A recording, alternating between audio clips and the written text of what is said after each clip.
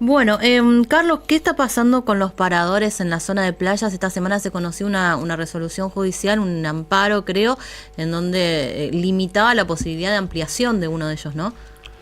Sí, en el marco de un proceso de amparo, digamos, que ordenó con una medida cautelar, o sea, un incidente dentro, o sea, dentro de ese proceso hay un incidente y que se ordenó que se paralicen las obras que se estaban realizando en uno de los paradores de la playa de Arasatí.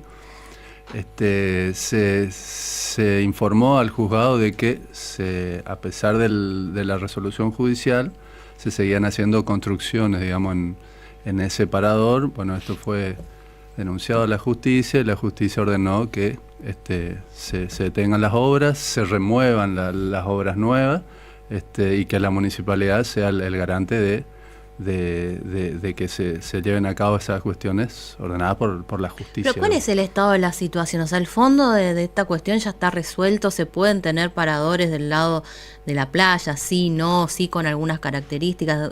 ¿Cuál es la discusión? No, el fondo de la cuestión todavía no está resuelto. Esto Ajá. es una medida cautelar y que ordena que hasta que se resuelva el fondo de la cuestión no se puedan ampliar los paradores que ya existen, digamos, no se puedan hacer modificaciones, no se pueden hacer construcciones, etcétera. Pero no, el fondo de la cuestión todavía no está resuelto. ¿Y cuál es esa discusión de fondo? Y la discusión de fondo radica en una ordenanza que, según se entiende, es inconstitucional porque va en contra de derechos de mayor jerarquía, digamos, como ser el acceso a las playas y que sea público, que sea gratuito. Línea Rivera y esas cosas, ¿no? Además de la línea Rivera, y está muy vinculado concretamente a la posibilidad o al planteo de la construcción de un shopping de grandes dimensiones en ese ámbito Ese fue el costero. origen, digamos, de la discusión. El origen, claro, fue esta resolución que iba en contra de ¿Cuántos normas. años viene esto? ¿Hace 2 o 3? No, ¿No? sí, no mucho tiempo en el marco de lo que O es sea, tiempo el de la fondo justicia, de saber si el fondo sería saber si esa ordenanza que habilita construcciones en la zona de playas, eso no constitucional, eso todavía no lo resolvió la justicia. Eso todavía no lo resolvió la justicia. Pero hasta tanto no se podrían ni ampliar las cosas que están, ni instalar nuevos paradores. Exacto. Hace más o menos eso. Sí. Eso es lo que ordena la justicia también, en este caso la Sala 1 de la Cámara Civil. Y claro, en ese marco, ¿no es cierto? Por lo tanto, los paradores que ya están y que tienen una habilitación precaria, no pueden seguir construyendo ni avanzando sobre las playas, y teniendo en cuenta de que hoy en día el río, el caudal del río está creciendo, por lo tanto el margen de playa va a ser cada vez menor, y por lo tanto el acceso y el uso de las playas va a ser menor, ¿no? Pero ustedes son muy chicos, pero capaz se acuerdan, había en algún momento unas construcciones mucho más importantes, una parrilla, no estaba la metro pizzería también, todo el lado, eso en algún momento se levantó. La Costanera Norte. Pero claro. Eso todo se sacó en su Claro, momento. ¿y cuál Sí, es la sí. diferencia o por qué eso en su momento se sacó? ¿Por esta misma discusión o era otra? Era otra la discusión, otro planteo. Los fundamentos, yo en ese caso no los conozco, pero los fundamentos, entiendo que algunos de los fundamentos serían compartidos con los fundamentos de esta. Es más, hay un antiguo juicio respecto de la propiedad de la playa Islas Malvinas, que Exacto. en algún momento hubo una discusión que le pertenecía a la obra salesiana, o sea, al Instituto Pío XI, digamos. Pero después no sé bien en qué quedó eso, pero había una antigua demanda judicial ahí también. Sí, efectivamente había una demanda judicial, creo que todavía no está resuelto, pero además, como Carlos es más joven que yo, no se acuerda de las razones, pero en aquel momento lo que se habían invocado eran justamente las razones ambientales y la cuestión de cómo esas construcciones interferían en la vista sobre el río Paraná, la circulación de la luz, del aire y demás. Recordemos, las cuestiones ambientales no solo tienen que ver con el ambiente en sí mismo, sino también con las condiciones en que se vive y protegen hasta las construcciones antiguas, por ejemplo. Es un concepto muy amplio de ambiente, con lo cual las razones en aquel momento eran las mismas. Después cambiaron los gobiernos, pasó el tiempo y se empezaron a autorizar construcciones, en algunos casos similares a las que ya existían. Y este es el estado de cosas que se presenta, y que se presenta prácticamente en todas las ciudades costeras o que hacen explotación de playas, digamos.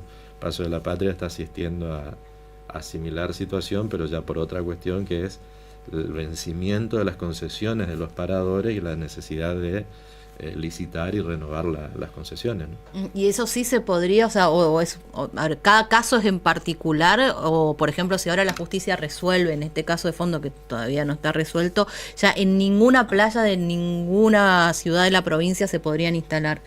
No, el alcance no va a ser general, Ajá. básicamente pues estamos frente a también la zona de playa es una sola zona de confluencia de regulaciones. Hay regulaciones nacionales que tienen que ver con el uso de la línea de ribera, el camino de sirga, que es el permitir la circulación, digamos, de la gente por la playa más allá de que pueda ser de propiedad privada. Entonces hablamos de que es una restricción al dominio. Están las normas provinciales, las normas nacionales en materia de ambiente, las leyes provinciales también en materia de ambiente, y coinciden también con las reglas locales, municipales sobre el tema.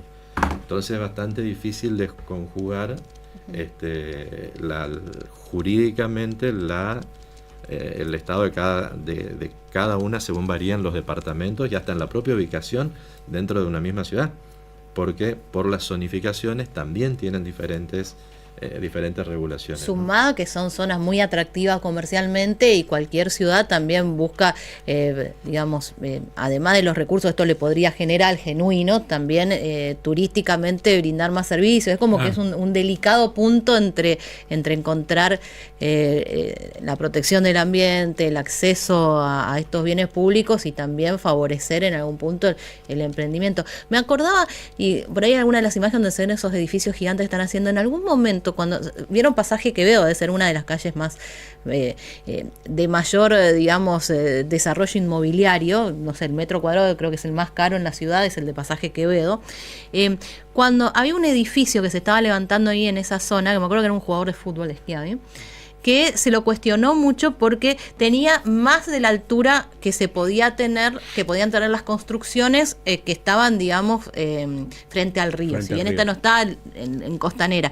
Y hubo, digamos, un cuestionamiento, pero bueno, pasa el tiempo y algunas cosas parece que cambian, porque ahora estos edificios gigantes que se están haciendo tienen mucho más que que lo que tenía el edificio de Schiavi, que se lo cuestionó. De todas maneras, el edificio sigue ahí, siguió, o sea que no sé en qué quedó. Las discusiones de construcción en la costanera fueron eternas, Sí. siempre, del lado de la baranda y del lado de enfrente. Claro. Siempre hubo discusiones, siempre, y casi siempre quedamos sujetos a normativas que se fueron ajustando según la administración comunal, Y sí. porque en algunas municipalidades, algunas gestiones municipales sacaron todos los puestos, otras las volvieron a poner y ahí las llevamos, ¿no? O sea que no solo a las normativas, sino también a las excepciones. La normativa establece reglas, pero las excepciones se pueden otorgar generalmente con el aval del Consejo Deliberante, con una mayoría agravada. Entonces, es decir, las 2/3 partes o ese tipo de límites, digamos, como para tener una decisión legitimada. Entonces, o se avanza por cambio de normativas o se avanza por el otorgamiento de excepciones. Claro. Así pasó, por ejemplo, con la construcción que todavía no está habilitada para una compañía fúnebre, digamos, en el centro de la ciudad, Sí. que genera todo un movimiento, toda una incomodidad por el traslado de autos, los acompañamientos, cómo esto perjudica o altera el tránsito. Y sin embargo, estando prohibida en plena zona céntrica y al lado de otra cochería, casi en una especie de competencia, por excepción se hizo esa San Juan, claro, San Juan y Rivadavia. Claro, sí, bueno, bueno, hubo un congreso, ¿no? El congreso, 15º Congreso de Derecho Laboral y Relaciones Laborales. Tenemos algunas imágenes para compartir. Bueno, estaba como director Julio Grisolia, ¿no? Sí, exacto. Corrientes está haciendo sede desde ayer y hasta mañana del Congreso Nacional de Derecho Laboral que organiza la Sociedad Argentina de Derecho Laboral, que encabeza a Julio Grisolía, que recordemos nos acompañó en algún momento. Hablamos acá con él hace un tiempo cuando se hizo otra actividad acá, que fue el lanzamiento de una diplomatura justamente en el Colegio de Abogados de acá de la capital. Así que bueno, no sé si tenés, Nico, y a mano alguna de las imágenes. ¿Hasta cuándo es?